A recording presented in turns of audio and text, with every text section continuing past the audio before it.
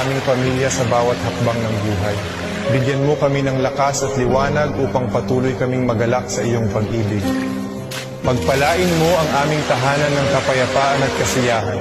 Lahat ng miyembro ng pamilya, mula sa mga anak hanggang sa matatanda, ay iyong protektahan at ingatan.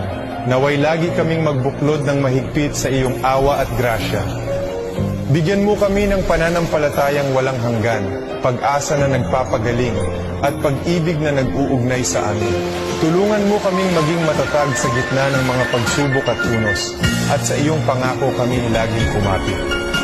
Naway maging mabuti at totoo ang aming mga salita. Sa lahat ng aming iniisip, sinasabi at ginagawa, turuan mo kami ng pasensya at pag-aalaga. Sa iyong karunungan, alam naming naririnig mo kami. Salamat Panginoon para sa aming mahal na pamilya. Salamat sa iyong presensya.